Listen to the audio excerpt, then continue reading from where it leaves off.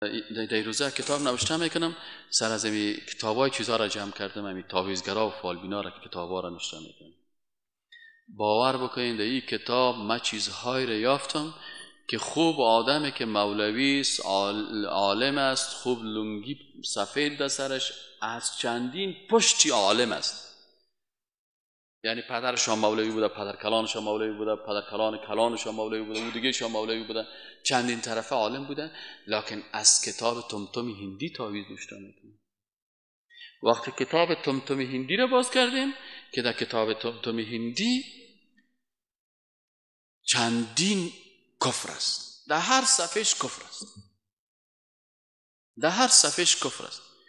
تصاویر هست سبحان الله که مردم، وقتی که مردم میگم مو برادر، میگم درس عقیده بخوان، درس عقیده بخوان، میگه والا صاحب ما از پدر مسلمان هستیم. اینا لسه که از پدر مسلمان، از پدر مشرک مبرایه یا نمیبرایه. اینا باسه که وقتی که از این کتاب کس تاویز نوشته کنه، سبحان الله، که از این کس تاویز نوشته کنه، فصل تاویز به طریقه غیر مشروع، از این صاحب تاویز نوشته میکنه.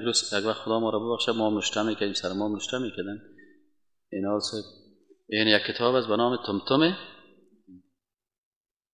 گلزار تعویزات، تاویز نقش سلیمانی، تمتم هندی، دمی لبای سرک هم که ببینین همین کتاب ها پیش روشان ماندگی است. حالا سعی کنین این کتاب ها پیش روی ماندگی هست نه؟ نوشته است از طلسمات تمتم هندی و دوالیس اسکندرانی و چطورکایی و چنانکایی خویاخ است. اینی باز تصاویر کی هستن؟ صحیح نه؟ دمی سر سینه از چی نوشته است؟ نوشته است به حق ابو مره ابلیس.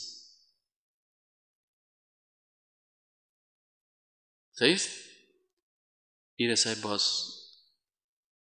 این نفر به نام شخصیت بزرگوار اینمی عکس در روی تاویز نوشته میکنن، یا پیش اون دو زنها میرن امی عکس برشان نوشته میکنن، بازی رسای میره بر مردم، میگه بگیری در گردن اویزان کن.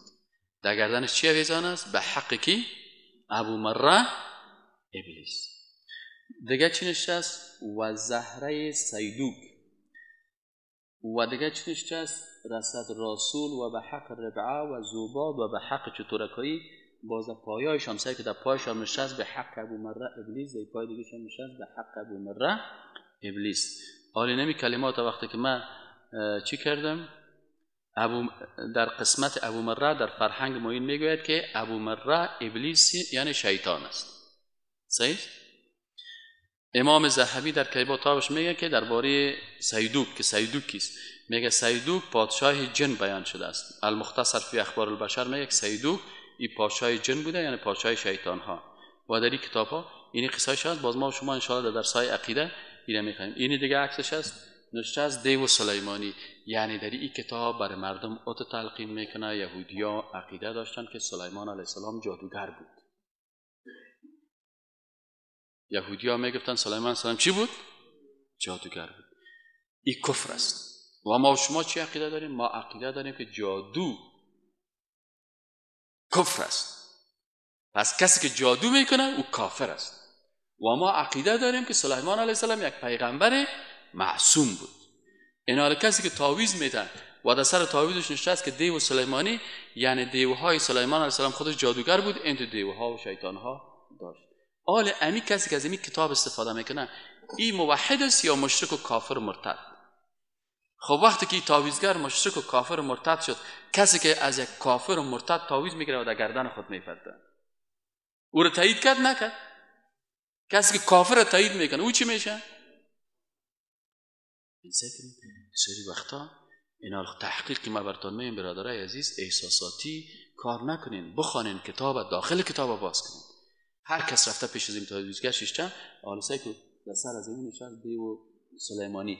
در بین ازیا شما سر کنین، در بین اینمی چیزای ازیا اونم چیزای نوشته هست که ایش خوانده نمیشه. و علما میگن که وقتی که تعویضی که کلماتش خوانده نشه کلمات کفری هست، اکثر نامای شیطانی هست، مثلا سلسالوت و مثلا همها و همهو و مثل جهت قها چطور است و چنان است. اینی تصویرهایی هست که در این جنده انداخته. این دیگه باز بلقیس است، خانم حضرت سلیمان علیه السلام، که در آیت قرآن که او درباره گفته که قالت رب اینی ظلمت نفسی و اسلمت مع سلیمان لله رب العالمین، مسلمان شدن، ولی عکس زیر یک قسم آوردن. و دیگه صاحب این عکس شیر و مچم شطورکایی هست و مشکل دیگه اینه. باز اینی جدولش سعی کنه این از روی ازی بسیاری تاویز نویسا باز اینی جدول هم میکشن. در این جدول شما خوب سعی کنید در سرش چی نشست؟ 100 نام شیطانی. لینای این اصلا از اردوی ترجمه کردن. خوب این خداموندو جور کرده، بازنشته کرده لینای حب شدید. میگه اگه میخوایی که کت زن کت مرد خوبه تو در محبت برد، یعنی تاویزایی که برای نشته میکنه که یک دختر عاشقش هستن برای یک تاویز محبت بده، اینی جدول تاویز محبتشان است که مثلا شوهر کت خانم یا مرد کت زن و زن کت مرد. اینا اینی 100 نام شیطان است: ابلیس و تیقور و دوفا و مچم لطوش و تیهاهو و لاقیتور و سیاقور و الملوش و لحوش و تیقور. این است. اینا کسایی که تاویز محبت میگیرن یا پیش اندو میرن و یا پیش از تاویزگرای شیطان صفتی که از الله نمیترسن، این فالبینا و جادوگرا میرن. اینا آلو خوب بیرقشون معلوم داره، از کتابشون در تمتم هندی برو در پشت مسجد پلخشتی بگید تمتم هندی داری، میگه چند پس 50 روپیه بده تو یک دانه اینو بگی خودت حداقل